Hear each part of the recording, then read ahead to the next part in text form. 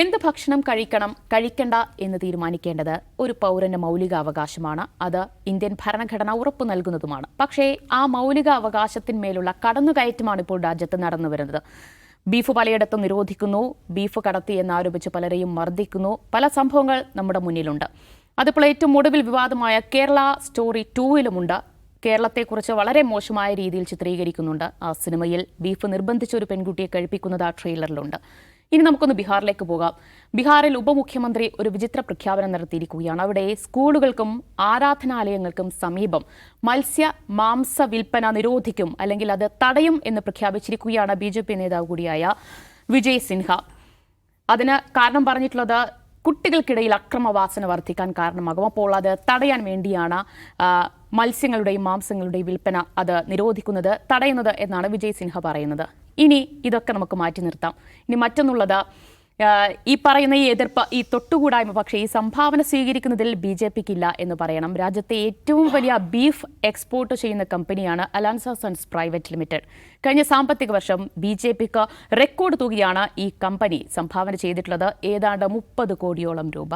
അപ്പോൾ ഈ ബീഫിന്റെ പേരിലുള്ള ഈ തൊട്ടുകൂടായ്മ, ഈ സംഭാവന സ്വീകരിക്കുന്നതിലില്ല എന്നാണ് നമുക്ക് വ്യക്തമാകുന്നത്. നമ്മൾ ഈ വിഷയമാണ് സംസാരിക്കാൻ പോകുന്നത്. പ്രമോദ് സാർ, ഈ ഭക്ഷണത്തിൻ്റെ പേരിൽ അല്ലെങ്കിൽ ബീഫിൻ്റെ പേരിൽ വർഗീയത ആളിക്കത്തിക്കാനുള്ള ശ്രമം, അത് ഈ സംഘപരിവാർ കേന്ദ്രങ്ങൾ അല്ലെങ്കിൽ തീവ്ര ഹിന്ദുത്വാശയങ്ങൾ അതിപ്പോഴും തുടർന്നുകൊണ്ടിരിക്കുന്നതാണോ കാണാൻ കഴിയുന്നത്? അതിനൊടുവിൽ ഈ സംഭാവന സ്വീകരിക്കുന്നതിന് എങ്ങനെ വേണം കാണാൻ? അല്ല, ഇപ്പോൾ ഈ പറഞ്ഞല്ലോ, ഇപ്പോൾ ബീഹാറിൽ ഈ ഉപമുഖ്യമന്ത്രി പറഞ്ഞ കാര്യത്തിൽ അദ്ദേഹം അതിനുള്ള ഒരു ന്യായീകരണമായിട്ടൊക്കെ പറഞ്ഞ കാര്യങ്ങൾ നമ്മൾ ശ്രദ്ധിക്കണം. ഒന്ന് ഹെൽത്ത് ഇഷ്യൂസാണ് ഒന്ന് പറയുന്നത്, മറ്റൊന്ന് പറയുന്നത് ഹാർമണി ഒന്ന് നോക്കണം, മൂന്നാമത്തേത് എന്തോ ആണ്, ഞാനത് മറന്നു. ഇപ്പം ഇത് രണ്ടുമാണ് പ്രധാനപ്പെട്ട കാര്യം. എന്താണ് ഹാർമണിയുമായിട്ട് ഇതിന് ബന്ധം ഒന്നാലോചിക്കൂ. അപ്പോൾ സംഗതി എന്താണെന്ന് വെച്ച് കഴിഞ്ഞാൽ, ഇത് ചിലവർക്ക് എന്താ പറയുക, വൈകാരികമായിട്ട് അതിനോട് യോജിക്കാൻ കഴിയില്ല എന്നുള്ളതാണ് അതാണ്. അതുകൊണ്ട് ഇത് വിൽക്കാൻ പാടില്ല എന്നുള്ളതാണ്. അതായത് ഇപ്പോൾ നമ്മളുടെ നാട്ടിൽ നമ്മൾ മാർക്കറ്റിൽ പോയാൽ നമുക്ക് ഇഷ്ടംപോലെ മീറ്റ് വാങ്ങാമല്ലോ. ഇത് അങ്ങനെ മാംസം വിൽക്കുന്നത് പറ്റില്ല. അങ്ങനെ, അതായത് എക്സ്പോസ്ഡ് ആയിട്ട് മാംസം വിൽക്കുന്നത് പറ്റില്ല, ഓപ്പൺ ആയിട്ട് പറ്റില്ല, മാർക്കറ്റിലും പറ്റില്ല, തെരുവോരങ്ങളിൽ പറ്റില്ല, ഒന്നും പറ്റില്ല. മറിച്ച് അത് ലൈസൻസ്ഡ് ആയിട്ട് പ്രത്യേകമായിട്ട് എവിടെയെങ്കിലും, ഇപ്പം ഇത് ലൈസൻസ്ഡ് ആയിട്ട് തന്നെയാണ് നടക്കുന്നത്, ഇല്ലാത്തതും ഉണ്ടാകാം, ഇല്ലയെന്ന് നമുക്ക് പറയാൻ കഴിയില്ല. അപ്പോൾ ഒരുപക്ഷെ നിയമവിരുദ്ധമായിട്ടുള്ള മാംസ ഉൽപ്പന്ന ധാരാളം, കാരണം വെച്ചാൽ നല്ല തോതിൽ 2,42,000 ടണ്ണൊക്കെയാണ് അവിടെ മീറ്റ് മാത്രം വിൽക്കപ്പെടുന്നതെന്നാണ് പറഞ്ഞത് ബീഹാറിൽ. ഏറ്റവും വലിയ, അതെ. അപ്പോൾ അതുകൊണ്ട് ഇത് വ്യാപകമായിട്ട് ചിലപ്പോൾ നിയമവിരുദ്ധമായിട്ട് നടക്കുന്നുണ്ടാവും. അതിനെതിരെ നടപടിയെടുക്കട്ടെ. പക്ഷെ ലക്ഷ്യം അതല്ല, നിയമവിരുദ്ധമായിട്ടുള്ളത് അവസാനിപ്പിക്കുക എന്നുള്ളതല്ല. അങ്ങനെ വരുമ്പോൾ ഈ വിൽപ്പനയെ ഏതൊക്കെ വിധത്തിലുള്ള പ്രശ്നങ്ങൾ ആരോപിച്ച് ഇതിനെ തടയാൻ കഴിയുമെന്നുള്ളതാണ് അവർ നോക്കുന്നത്. അതായത് വഴിയോരത്ത് വിൽക്കാൻ പാടില്ല, ഓപ്പണായിട്ട് വിൽക്കാൻ പാടില്ല.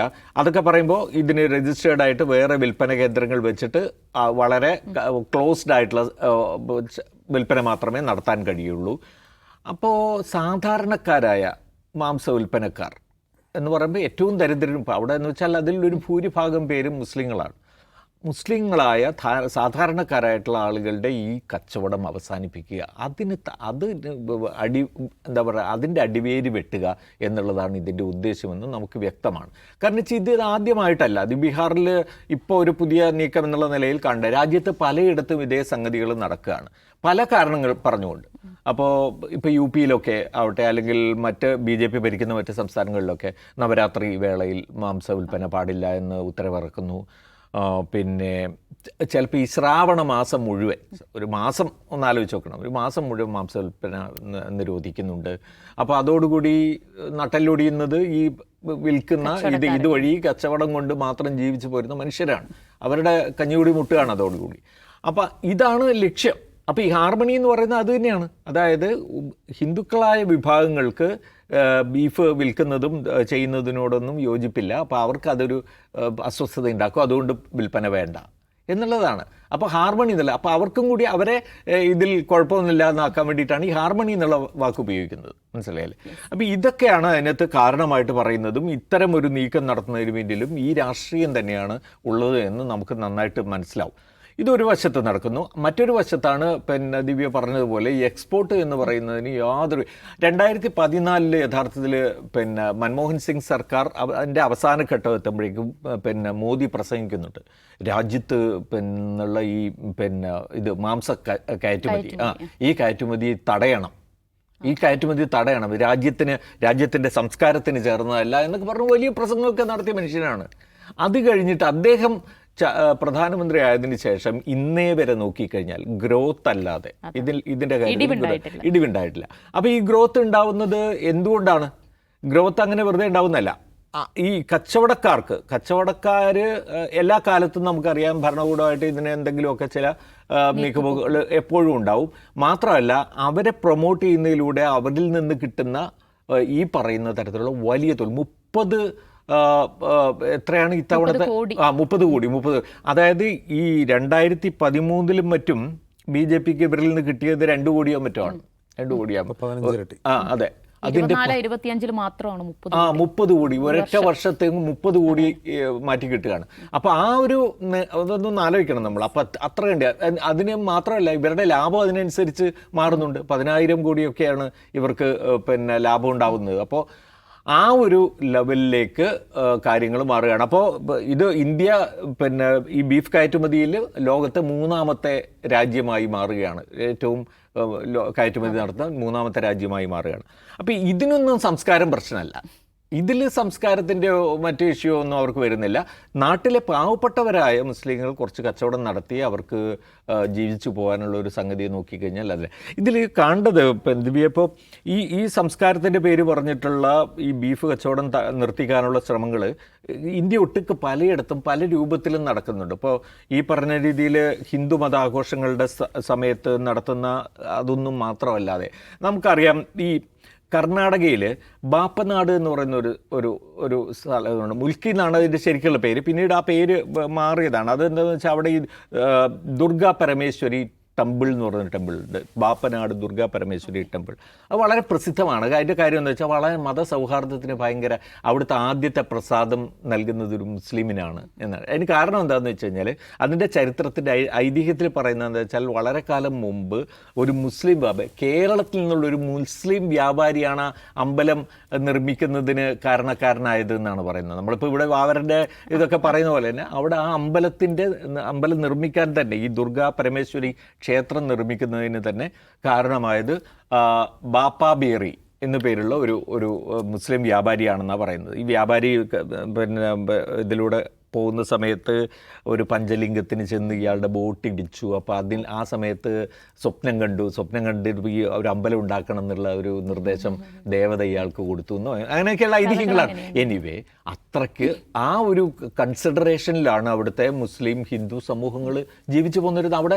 അവിടെ അവർക്ക് യാതൊരു തരത്തിലുള്ള തടസ്സങ്ങളും ഉണ്ടായിരുന്നില്ല. ആ അമ്പലം നിൽക്കുന്ന ആ വലിയ പ്രദേശത്ത് കച്ചവടം നടത്തുന്നതിന് അവർക്ക് യാതൊരു പ്രശ്നവും ഇല്ലായിരുന്നു. ഇപ്പോഴെന്താ സംഭവം എന്ന് വെച്ചാൽ സമീപകാലത്തായിട്ട് ഈ ഹിന്ദു സംഘടനകൾ പ്രശ്നമുണ്ടാക്കിയിട്ട് ആ അമ്പലത്തിൻ്റെ ചുറ്റുമതിലിന് ഉള്ളിൽ മുസ്ലിം വ്യാപാരികൾക്ക് ഒരു കച്ചവടം നടത്താൻ പറ്റില്ല. അവിടെ ആദ്യത്തെ പ്രസാദം വാങ്ങുന്നത് അവിടുത്തെ വാർഷിക ഉത്സവത്തിന് ആദ്യത്തെ പ്രസാദം കൊടുക്കുന്നത് മുസ്ലിമിനാണ്. ആ അമ്പലത്തിൻ്റെ കൾച്ചർ അതാണ്. പക്ഷേ ഇവരെന്താണെന്ന് വെച്ചാൽ ഇവരത് തടഞ്ഞിരിക്കുകയാണ്. അങ്ങനെ ആ ഭാഗത്തേക്ക് നടന്നില്ല. മാത്രമല്ല അതിൻ്റെ ഭാഗമായിട്ട് അവിടെ പിന്നെ എന്താ പറയുക ആ പ്രദേശത്ത് മുഴുവൻ മാംസ വിൽപ്പന എന്ന് പറയുന്നത് തന്നെ ഇവിടെ മാത്രമല്ല ആ ജില്ലയിൽ മുഴുവൻ അത് തടയുന്ന രീതിയിലുള്ള നടപടികളും ഉണ്ടായി. അപ്പോൾ ഞാൻ പറയുന്നത് ഇതാണ്, ഇത് ഒരു പ്രത്യേക കാലഘട്ടം തൊട്ട് തുടങ്ങുന്നതാണ്. അല്ലാതെ ഇതിപ്പോൾ എല്ലാ കാലത്തും ഇങ്ങനെ ഒരു പ്രശ്നമോ ഒന്നും നമ്മുടെ ജീവിതത്തിലോ നമ്മുടെ എവിടെയും കണ്ടിട്ടില്ല. ബീഫ് കഴിക്കാതിരിക്കുക അതൊക്കെ ഓരോരുത്തരുടെ ഇഷ്ടം എന്നുള്ളതല്ലാതെ ഇത് മനഃപൂർവ്വം തന്നെ മുസ്ലിം കമ്മ്യൂണിറ്റിയെ ലക്ഷ്യമാക്കിയുള്ള ഒരു നടപടിയാക്കി ഇതിനെ മാറ്റുന്നത് ഈ സർക്കാരിൻ്റെ അല്ലെങ്കിൽ RSSൻ്റെ വളരെ കൺസിഡേർഡ് ആയിട്ടുള്ള ഒരു പ്രോജക്റ്റിൻ്റെ ഭാഗമായിട്ടാണ്. യെസ്, അജംസ് ഇവിടെയുള്ളവർ കഴിക്കേണ്ട, പുറത്തുള്ളവരൊക്കെ നന്നായി കഴിച്ചോട്ടെ എന്നതാണോ കേന്ദ്രത്തിൻ്റെ ഒരു നിലപാട്? ഇല്ല, ഇത് അങ്ങനെയുമല്ല. അതിൻ്റെ കാരണം എന്ന് വെച്ചാൽ ഇന്ത്യയിലെ ഫുഡ് കൾച്ചർ അതിൽ കുറേ അധികം സ്റ്റേറ്റുകളിൽ നോൺ വെജ് കഴിക്കുന്നില്ല, വെജിറ്റേറിയൻ കഴിക്കുന്ന ആളുകളാണ് കൂടുതൽ എന്ന് കാണാം കുറച്ചധികം സ്ഥലത്ത്. പക്ഷേ ഇന്ത്യ മുഴുവൻ എടുത്ത് നോക്കുകയാണെങ്കിൽ ഇന്ത്യയിലെ ബഹുഭൂരിഭാഗം ജനങ്ങളും 80%-ലധികം ആളുകളും നോൺ വെജ് കഴിക്കുന്നവരാണ്, മാംസമോ മത്സ്യമോ കഴിക്കുന്നവരാണ്. അപ്പോൾ ഇന്ത്യയിൽ എന്തുകൊണ്ടാണ് ഈ വെജിറ്റേറിയന് ഒരു പ്യുവർ വെജിറ്റേറിയൻ എന്നൊരു പരികല്പന കിട്ടുന്നത്? ബാക്കിയൊക്കെ പ്യുവർ അല്ലാത്തതുകൊണ്ടാണോ? പ്യൂർ വെജിറ്റേറിയൻ എന്നൊക്കെ ബോർഡിൽ എഴുതി വെച്ചിട്ടുണ്ടാവുമല്ലോ. ബാക്കിയൊക്കെ അപ്പോൾ മറ്റ് ഈ വെജിറ്റേറിയൻ അല്ലാത്ത ഫുഡൊക്കെ പ്യൂർ അല്ലേ? ഇമ്പ്യൂരിറ്റി ഉണ്ടോ? അങ്ങനെ ഒരു ചോദ്യമല്ലേ? നമുക്ക് ആർക്കും ചോദിക്കാൻ തോന്നുന്നില്ലല്ലോ നിങ്ങൾ എന്തുകൊണ്ടാണ് പ്യുവർ വെജിറ്റേറിയൻ എഴുതിയിട്ടുണ്ട്. അപ്പോൾ പ്യുവർ അല്ലാത്ത വെജിറ്റേറിയനും പ്യുവർ അല്ലാത്ത നോൺ വെജിറ്റേറിയനും ഉണ്ടോ എന്ന് ചോദിക്കണ്ടേ? അതെന്താണ് ആരും ചോദിക്കാത്തത്? അപ്പം മറ്റ് കഴിക്കുന്നതൊക്കെ അശുദ്ധവും ഇത് മാത്രം പ്യൂറും ആണോ? അതല്ല. ഇതിന് പിന്നിൽ കൃത്യമായ ഒരു കാസ്റ്റിൻ്റെ ഹെജ്മണിയുണ്ട്. ജാതിയാണത് പ്രധാനം. അതിൻ്റെ കാരണം എന്ന് വെച്ചാൽ ഇപ്പോൾ വെജിറ്റേറിയൻ കഴിക്കുന്നത് ശുദ്ധമാണെന്ന് കരുതുന്നത് ബ്രാഹ്മിൻസാണ്. അവരാണത് പ്രൊമോട്ട് ചെയ്യുന്നത്. അത് ജീവികളെ കൊല്ലുന്നതിനോടുള്ള വിഷമം കൊണ്ടാണോ അങ്ങനെ ചെയ്യുന്നത്? ഇപ്പോൾ ജീവജാലങ്ങളെ കൊന്നൊടുക്കുന്നു അല്ല, അല്ല. കാരണം യാഗം നടത്തി കഴിയുമ്പോൾ യാഗം കഴിഞ്ഞ് കഴിഞ്ഞാൽ എന്താ ചെയ്യുക? ഒരു മൃഗത്തെ ബലിയർപ്പിക്കുകയാണ് ചെയ്യുന്നത്. ഈ ബലിയർപ്പിക്കുന്നത് എങ്ങനെയാണെന്ന് ഋഗ്വേദത്തിലൊക്കെ പറയുന്നുണ്ട്. എങ്ങനെയാണ് യാഗം നടത്തുന്നത്? അപ്പോൾ മൃഗങ്ങളോടുള്ള ഏതോ തരത്തിലുള്ള സഹാനുഭൂതിയുടെ പേരിലല്ല ഇത് കഴിക്കാത്തത്. അപ്പോൾ യഥാർത്ഥത്തിൽ മാംസവും മത്സ്യവും കഴിക്കേണ്ടത് ആർക്കാണ്? കായികാധ്വാനം കൂടുതൽ ചെയ്യുന്ന ആൾക്കാണ്. അവർക്ക് പ്രോട്ടീൻ ആവശ്യമാണ്. അപ്പോൾ ഈ പ്രോട്ടീൻ ആവശ്യമുള്ള കായികാധ്വാനം ചെയ്യുന്ന ആളുകൾ എന്ന് പറയുന്ന ആരാണ്? അത് കീഴ്ജാതിക്കാരാണ്. മണ്ണിൽ പണിയെടുക്കുന്ന ആളുകളാണ്. അവർക്ക് അധ്വാനിക്കണമെങ്കിൽ അവർക്ക് മസിൽ വേണം. മസിൽ ഉണ്ടാവണമെങ്കിൽ പ്രോട്ടീൻ കഴിക്കണം. പ്രോട്ടീൻ കഴിക്കണം എന്തുവേണം? ഇറച്ചി മീനും കഴിക്കണം. വില കുറഞ്ഞതുമാണ്, എളുപ്പത്തിൽ ലഭ്യമാണ്. മറ്റേതെന്ന് പറഞ്ഞാൽ ഇവർ കൃഷി പാടത്ത് പണിയെടുക്കണമെങ്കിലും കടലയും അതുപോലെ പയറും ഒക്കെ ഒന്നും അവർക്ക് കിട്ടില്ല. അതൊക്കെ മുകളിലെ ജന്മിമാർക്ക് കിട്ടുക. പയറിലും കടലയിലൊക്കെയാണ് പിന്നെ പ്രോട്ടീൻ ഉള്ളത്, വെജിറ്റേറിയൻ പ്രോട്ടീൻ ഉള്ളത്. ഇത് എളുപ്പത്തിൽ കിട്ടുന്ന അവർ വളർത്തുന്ന കന്നുകാലികളെ കൊന്നു തിന്നുക, കോഴികളെ കൊന്നു തിന്നുക, ഇതൊക്കെയാണ് അവർക്ക് കഴിക്കാൻ കിട്ടുന്ന കാര്യം. അപ്പം ഇത് കഴിക്കുന്നത് കൊണ്ട് ഇവരൊക്കെ എന്താണ്? ഇംപ്യുവറാണ് എന്നൊരു പരികല്പന ഉണ്ടാക്കുകയാണ്. മാംസം കഴിക്കുന്നതുകൊണ്ട് ഇവരൊക്കെ അശുദ്ധരാണ്. അത് എന്തിനുള്ള ആഹ്വാനമാണ്? ഐത്തത്തിനുള്ള ആഹ്വാനം കൂടിയാണ്. നിങ്ങൾ അശുദ്ധരാണ്, നിങ്ങൾ മാംസം കഴിക്കുന്നു, അതുകൊണ്ട് നിങ്ങൾ അശുദ്ധരാണ്, നിങ്ങൾ മാറ്റി നിർത്തപ്പെടേണ്ടവരാണ്. ഞങ്ങൾ പ്യുവറാണ്, ഞങ്ങൾ സസ്യഭുക്കുകളാണ്. അപ്പോൾ ഇത് മനുഷ്യരെ വേർതിരിക്കാനുള്ള ഏറ്റവും നല്ലൊരു ടൂളായിട്ടാണ് ഈ ഭക്ഷണത്തെ ഉപയോഗിക്കുന്നത്. ഇനി ആധുനിക കാലത്ത് ഇതിൻ്റെ ട്രജക്ടറി എങ്ങനെയാണെന്ന് വെച്ചാൽ, ഇപ്പോൾ BJP അധികാരത്തിൽ വരുമ്പോൾ സാർ പറഞ്ഞല്ലോ, മോദി അധികാരത്തിൽ വരുന്നതിന് മുമ്പ് UPA സർക്കാരിൻ്റെ ഒരു കാലത്ത് ഓപ്പറേഷൻ പിങ്ക് എന്ന് പറഞ്ഞ പ്രൊജക്റ്റ് ഉണ്ടായിരുന്നു. അത് നമ്മുടെ രാജ്യത്തു നിന്നുള്ള ബീഫിൻ്റെ കയറ്റുമതി വർദ്ധിപ്പിക്കുക എന്നുള്ളതായിരുന്നു ലക്ഷ്യം. അപ്പോൾ മോദി വരുന്നത് തന്നെ ഇതിനെതിരെ പ്രസംഗിച്ചുകൊണ്ടാണ്. നമ്മുടെ നാട്ടിലെ മുഴുവൻ മൃഗങ്ങളെയും കൊന്നൊടുക്കുകയാണ് എന്ന് പറഞ്ഞിട്ടുണ്ട്. അപ്പോൾ നമ്മളെന്താ വിചാരിക്കുന്നത്? ഇപ്പോൾ രാജ്യത്ത് മാംസ വിൽപ്പന അങ്ങ് നിരോധിക്കുമെന്നാണ്. നമ്മൾ മോദി അധികാരത്തിൽ നിന്നപ്പോൾ നമ്മൾ കാണുന്നത് എന്താണ്? മാംസ വിൽപ്പനശാലകളുടെ വ്യാപകമായ അക്രമങ്ങൾ, കന്നുകാലി കടത്ത് ആരോപിച്ചുകൊണ്ട് ആളുകളെ ആക്രമിച്ച് കൊല്ലുക, തല്ലിക്കൊല്ലുക, ബീഫ് തിന്നുന്നതിനെ കൊല്ലുക. ഇത് രാജ്യം ഞെട്ടിത്തരിച്ച് കാണും. ലിഞ്ചിങ് നടക്കുന്ന മുഴുവൻ മാംസം കഴിക്കുന്നതിനെ കുറിച്ചാണ്. നിങ്ങൾ എന്ത് കഴിച്ചു എന്നുള്ളതല്ല. അത് ഞങ്ങൾ കഴിച്ചത് ബീഫല്ല മട്ടനാണെന്നുകൊണ്ട് കാര്യമില്ല, അത് തെളിയിക്കാൻ പറ്റില്ല, തല്ലിക്കൊല്ലും. അപ്പോൾ ഈ വ്യാപകമായ വിജിലാൻറ്റിസം നടന്നുകൊണ്ടിരിക്കുന്ന ഒരു വശത്ത് ആളുകൾ ഭീതിയിൽ നിൽക്കുന്നു. ഈ നിൽക്കുന്ന സമയത്താണ് ബീഫ് എക്സ്പോർട്ട് വർദ്ധിക്കുന്നത്. അതെങ്ങനെയാണ് സംഭവിക്കുക? UPAയുടെ 10 വർഷം ഭരണകാലത്തേക്കാൾ വൻതോതിലുള്ള കുതിച്ചുചാട്ടമാണ് ബീഫ് എക്സ്പോർട്ടിൽ ഉണ്ടായിട്ടുള്ളത്. എന്ന് മാത്രമല്ല, സർക്കാർ തന്നെ ഈ ബീഫ് പ്രൊമോഷന് വേണ്ടി, ബീഫ് എക്സ്പോർട്ട് പ്രൊമോഷന് വേണ്ടി ശ്രമിച്ചതിൻ്റെ രേഖകളുണ്ട്. ലോകത്ത് ബ്രസീൽ കഴിഞ്ഞാൽ 2ാം സ്ഥാനമാണ് ബീഫ് എക്സ്പോർട്ടിൽ ഇന്ത്യക്കുള്ളത്.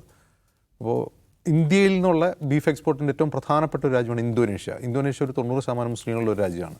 അവർ നന്നായിട്ട് ഇന്ത്യൻ ബീഫ് ഇമ്പോർട്ട് ചെയ്യുന്നുണ്ട്. അപ്പോൾ ഈ ഞങ്ങളിൽ നിന്ന് കൂടുതൽ ബീഫ് നിങ്ങൾ ഇമ്പോർട്ട് ചെയ്യണമെന്ന് ആവശ്യപ്പെട്ട് ഇന്ത്യ അങ്ങോട്ട് കത്തെഴുതുകയാണ്.